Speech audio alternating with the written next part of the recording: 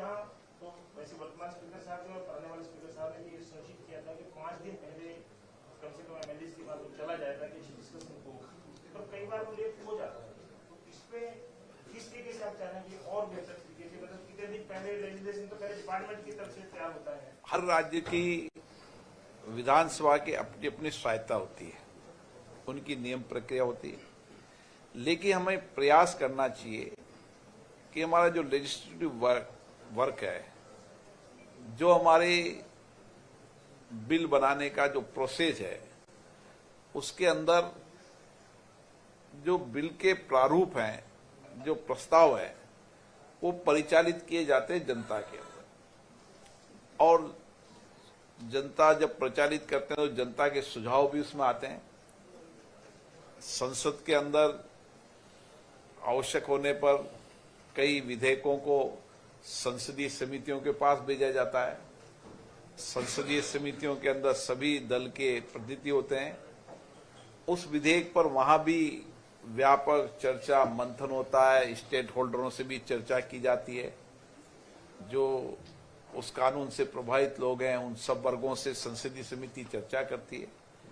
तो उसके बाद संसदीय समितियां जो विधेयक सदन में रखती है, उस पर फिर चर्चा होती है, तो उससे कानून ठीक बनता है। कई राज्य विधानसभाओं के अंदर प्रक्रिया है। मुझे आशा है कि हरियाणा के अंदर ये 5 दिन की प्रक्रिया है, कई राज्य विधानसभाएं तो 1 दिन की प्रक्रिया होती है। हम वहां भी कोशिश करते हैं कि सुबह विधेयक लाते हैं, शाम को पारित कर लेते हैं, ऐसा भी मैंने देखा है। तो ये उचित नहीं है। कोशिश करना चाहिए कि विधेयक कम से कम आप परिचालित ठीक समय पे करें, ताकि उसको ठीक से जनप्रतिनिधि पढ़ सके, अध्ययन कर सके, स्टेक होल्डरों से चर्चा कर सके और बेहतर संवाद कर सके। जितना विधायी क्षमता के अंदर कानून बनाते समय चर्चा संवाद होगा, उतना ही बेहतर कानून। इसके साथ साथ हमारी प्राइड लेजिस्लेटिव ड्राफ्टिंग का भी प्रशिक्षण का कार्यक्रम आयोजित कर रहे हैं। वर्तमान में लेजिस्लेटिव ड्राफ्टिंग के अंदर कमी आ रही है और अनुभवी लोगों की कमी आ रही है। इसलिए अभी तक हमने 15 राज्यों के अंदर लेजिस्लेटिव ड्राफ्टिंग का प्रशिक्षण शिविर आयोजित कर लिया है, जिसमें अलग अलग विभाग के अधिकारी भी होते हैं और विधानसभा सचिवालय भी होता है। जितना बेहतर लेजिस्लेटिव ड्राफ्टिंग बनेगा, उतना ही बेहतर कानून बनेगा। और इसीलिए हमारे गृह मंत्री जी पहले उद्घाटन में आए थे और उसके बाद हमने सभी राज्य की विधानसभाओं में और राज्यों के अंदर ये काम शुरू किया है। मेरा मानना तो ये भी है कि जितनी भी चुनी संस्थाएं हैं, ग्राम पंचायत, नगर पालिका, नगर निगम, नगर परिषद, ये सब जनता से चुनी संस्थाएं हैं। और इन संस्थाओं के अंदर भी जैसे विधानसभा, लोकसभा, वैसे ही इनके सदनों के अंदर भी व्यापक चर्चा होनी चाहिए। ग्राम पंचायत में ग्राम सभा का एक प्रावधान है, लेकिन ग्राम सभा हो, उसमें ज्यादा देर तक चर्चा हो, संवाद हो।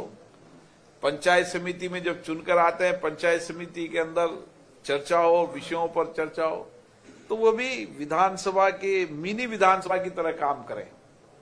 नगर पालिका, नगर परिषद मिनी विधानसभा का काम करें, विभाग वाइज अलग अलग चर्चा करें। लेकिन अभी हम परंपरा देख रहे हैं कि चाहे पंचायत हो, चाहे पंचायत समिति हो, चाहे जिला परिषद हो, नगर पालिका हो, नगर परिषद हो, इसमें और प्रशिक्षण की आवश्यकता है। मेरा मानना है कि वो सदनों के अंदर जितनी गंभीर चर्चा होगी, जितना जनता की सक्रिय भागीदारी होगी, उतना ही हम कार्यपालिका पर नियंत्रण कर पाएंगे, शासन में पारदर्शिता लाएंगे और करप्शन को रोक पाएंगे।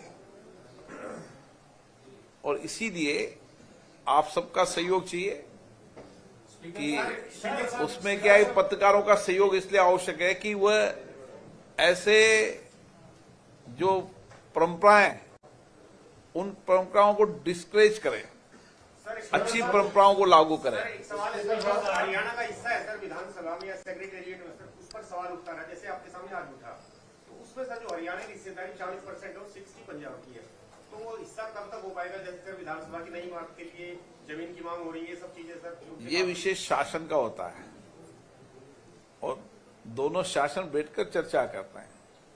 इसमें लोकसभा और विधानसभा हस्तक्षेप नहीं करती। ये शासन के स्तर पर रहा है लोकसभा के अंदर, तो लोकसभा में आपको क्या लगता है, आपने जो बात करी अभी की एक नई परंपरा शुरू हुई है और एक अराजकता का भी दौर हो रहा है और उसका कामकाज जो है प्रभावित किया जाता है देखिए कौन सा दल आपको लगता है कि ज्यादा इस परंपरा के अंदर शामिल हो रहा है? देखिए, हम प्रयास करते हैं। इस बार का बजट सत्र की प्रोडक्टिविटी 117% रही। जब कोविड का समय था, जब प्रोडक्टिविटी हमारी 165%, 145% रही। ऐसा नहीं कि सदन में देर रात्रि तक बैठकर भी माननीय सदस्यों ने चर्चा की। कोविड जैसे विपरीत समय में भी देर रात्रि तक बैठकर चर्चा संवाद की।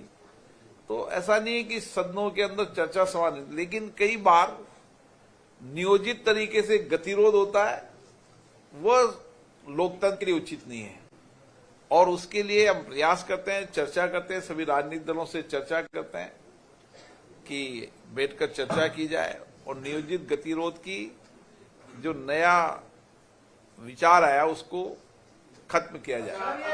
ये एक विषय है सर, ये पीठासीन अधिकारियों का जो सम्मेलन होता है उसमें लगातार एक बोले नहीं, एक मिनट रुको, मैं सदन चलाना जानता हूँ। आप बोले हाँ।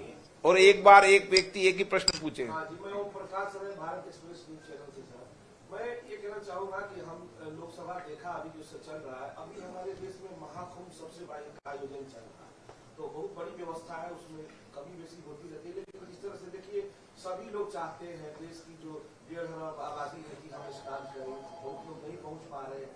तो संसद में कई दलों के नेताओं ने, एमपीओ ने, सांसदों ने ये सवाल उठाया कि जिस तरह से सरकार को सुविधा देनी चाहिए, ट्रेनें ज्यादा करें, बस कुछ करें और फ्लाइट खासकर हवाई जहाज, कई लोग जा रहे हैं तो जो 5,000 किराया है 50,000 किराया हो गया है। अगर मान लीजिए कोई वहाँ बीमार हो गया, उसको वापस आना है, वो मजबूरी में उसको भी वैसे करना पड़ रहा है। तो अगर इस तरह पर मैंने देखा निशिकांत दुबे जो है हमलावर हो रहे थे अखिलेश यादव पर जब उन्होंने ये सवाल उठाया, तो क्या इस तरह मतलब उचित? देखिए, संसद हो चाहे विधानसभा हो, हर लोकतांत्रिक मंच में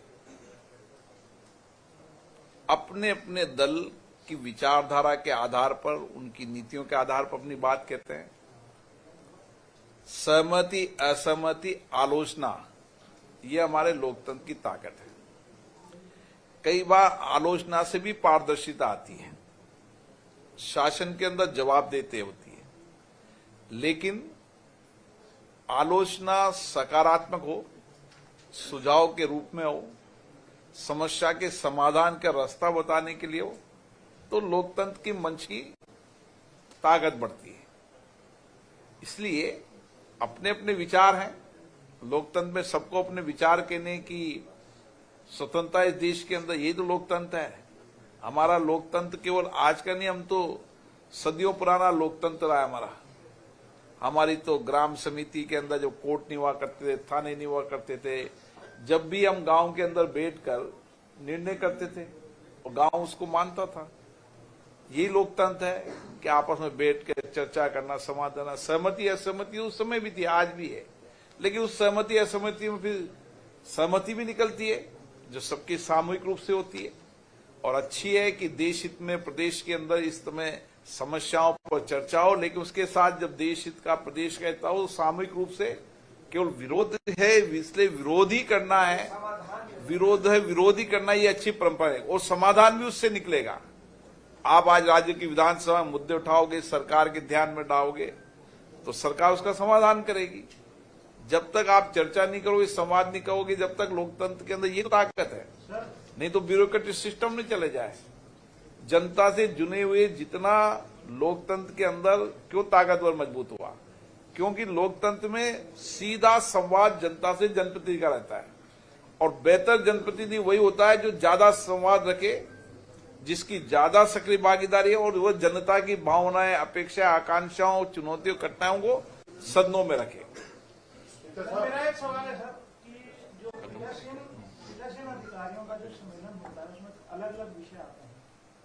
एक तो उन विषयों का क्या रहता है, दूसरा एक जो बड़ा था कि वित्तीय स्वायत्ता हर विधानसभा ने कहा है, जयपुर का सम्मेलन हुआ चाहे पटना का हुआ, वित्तीय स्वायत्ता को लेकर आपका क्या मानना है? देखिए, वित्तीय स्वायत्ता होनी चाहिए और राज्य विधानमंडल के अध्यक्ष सम्मेलन में हमने प्रस्ताव भी पारित किया है और सभी राज्यों के माननीय मुख्यमंत्रियों से आग्रह भी किया है कि वो राज्यों को वित्तीय सहायता दे।